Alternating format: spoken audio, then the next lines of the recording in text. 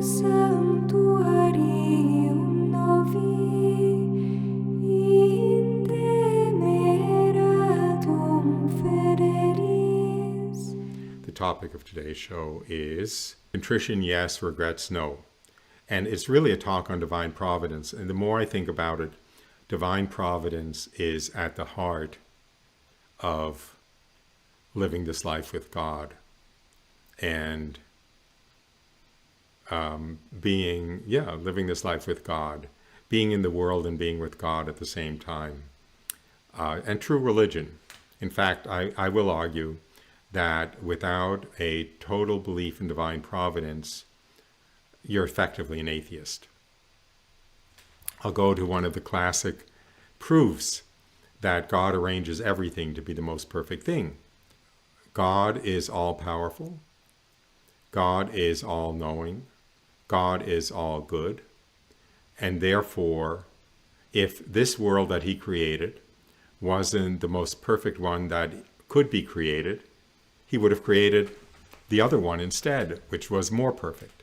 And similarly, if the events of our life are not the most perfect ones for our maximize our chances for eternal happiness, being with him in forever in heaven, then he would have arranged other circumstances for us.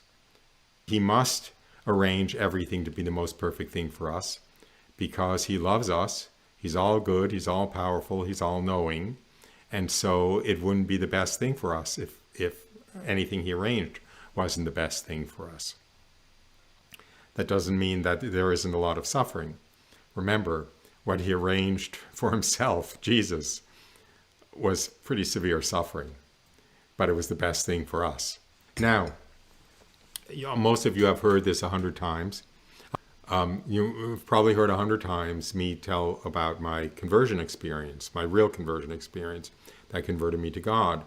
And in it, I had a supernatural experience, which was that I looked back over my life as though I had died and was looking back over my life in the presence of God, like I will after I die.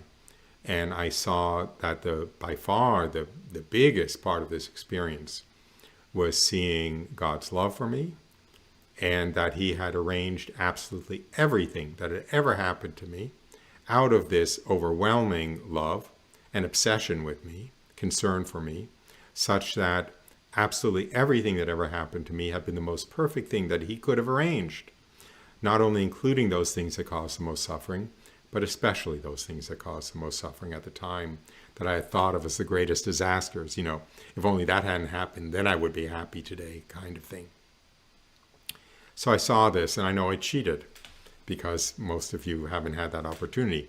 Nonetheless, it's true. If you don't believe me, you can read any saint, any saint.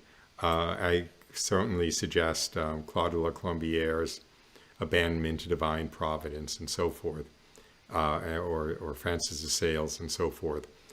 They all talk about it. Saint Padre Pio said that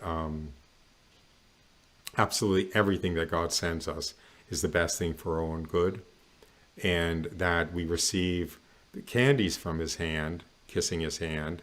We should receive the slaps from his hand, or the punishments from his hand, kissing his hand also.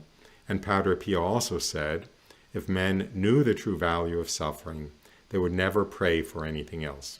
That's all backdrop, okay? Now, some people may quibble and say, well, yes, but if a mean person cheats me, some cyber thief somehow hacks my password and empties my bank account, well, that's the cyber thief's meanness. That's not God. God doesn't want him to sin. That can't be coming from God. Well, God didn't want him to sin, but God arranged the circumstances such that you would have your bank account drained. I mean, he knew what the cyber thief was going to do. He choreographed, he knitted together the free will of the cyber thief with your circumstances to bring about the result which would be the most perfect result for you. As a matter of fact, almost everything, almost all the suffering that comes to us in this life comes from the sins of other people. Most of the terrible things that happen to us that cause the most suffering come from other people's sins. If you didn't think that that event happening to you was divine providence, then you would have no room to believe in divine providence at all. So it's relatively easy from the circumstance of what happens to us to see that the sin of others is what God wants for us. Now, let me get to the topic of the show. Because most of us have been on the other side of the equation. Raise your hand if you have never done anything that you regret because it hurts somebody and it haunts you, it plagues you. Perhaps you had children when you were young and you didn't know any better and you raised them poorly, or you raised them outside of your church, or you had a bad temper in those days and didn't know better and were an abusive parent yourself, or you were irresponsible when you first got married and you cheated on your spouse and the marriage broke up, or you were just a selfish SOB and basically manipulated everyone around you for your own ends. Okay. Okay. So eventually I could go through a long list of things and ask you to raise your hand if you've never done any of those. And I don't think I'd see very many hands. So most of us go through life feeling bad about something we've done to somebody in the past. Feeling bad about ourselves for something we've done to somebody in the past. And being haunted by it. And having a weight on our shoulders because we know that we ruined this person's life. Or we feel we ruined this person's life. Maybe you remember that expression that you stole the best years of my life. Maybe you had an improper relationship when you were in your early 20s with a young woman in her early 20s. And by the time you broke up with her, she was beyond childbearing age. And she was never able to have children because you stole the best years of her life. Now here's the neat thing. You're making a mistake by letting that haunt you, by being burdened by that. It is legitimate and it is salutary, it's virtuous to have contrition for your sins. You should be sorry that you sinned. You should hate your sin. But you shouldn't feel responsible for the outcome of your sin. Because even though you were doing ill, the outcome for the other person was what God wanted for them, knowing that it was the best thing that could happen to them. That is pretty strong beer. In Goethe's Faust, at one point, Faust asks Satan who he is, if I remembered correctly. And Satan's answer is, I am the one that always sets out to do evil and ends up doing good. Okay?